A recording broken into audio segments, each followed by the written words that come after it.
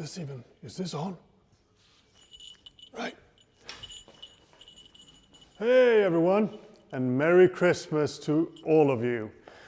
Today I've got a little bit of a Christmas special for you. It's an exercise. All you need is a sword and a pel, or a tire or anything to strike on, really. This exercise is built up in layers. It's a layered cake, you could say. And it starts quite easy, and then we're working up to more and more difficulty.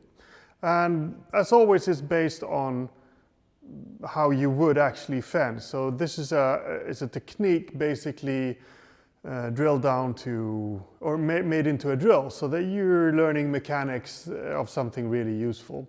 See the pel a little bit like the heavy bag in boxing, where you're doing your basic strikes, you're training cardio at the same time. So my suggestion is really for these exercises that you do them for maybe 1 minute or 2 minutes, and then you move on to the next layer, and then to the next one, and so on. So you're getting a little bit of cardio work in there as well. Okay, so I'm sure that you've all seen this and done this in sparring.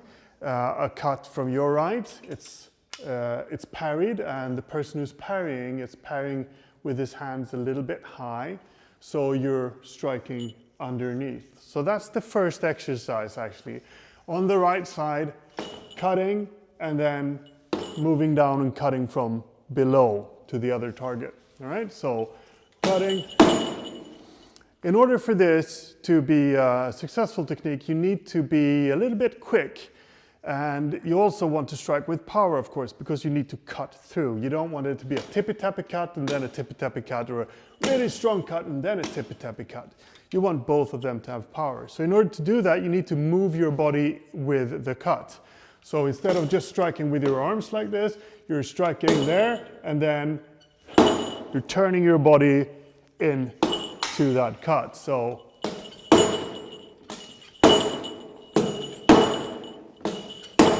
that's how you're doing this exercise. And the second cut is actually the one which you should focus on more, because we're training more of the transition than the first cut. Now, you do that first on one side, and then you move to the other side. So you're doing it on the left side as well. It's a little bit more trickier because you're now cutting with your crossed hands. But as you're doing that, you're shifting your body into the cut, and also maybe standing up a little bit. So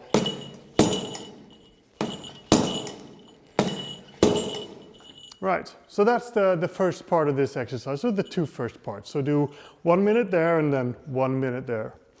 And the second part of it is basically transitioning from cutting on the right side to the left side. So it's the same thing, you're cutting there, and then you're shifting your feet.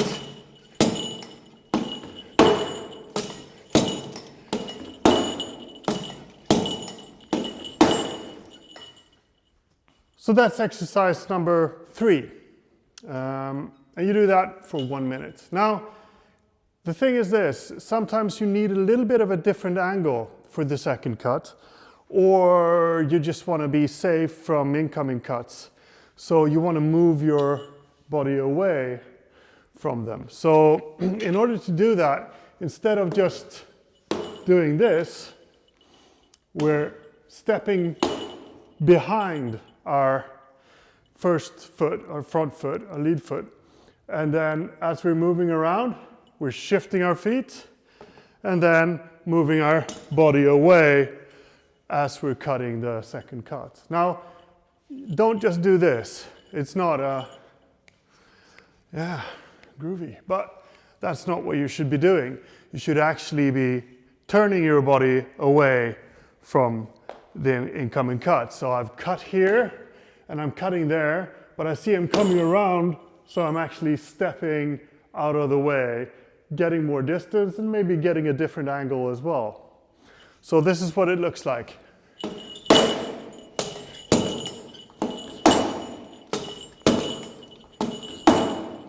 Right, lost my hat there, or cap there. All right, so That's exercise number 4. And with that, I just want to wish you, all of you, a very, very Merry Christmas and a Happy New Year. And let's hope that Santa give you sharp and pointy gifts.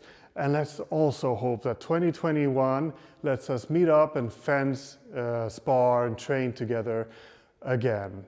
So Merry Christmas, Happy New Year. Take care everyone. Bye.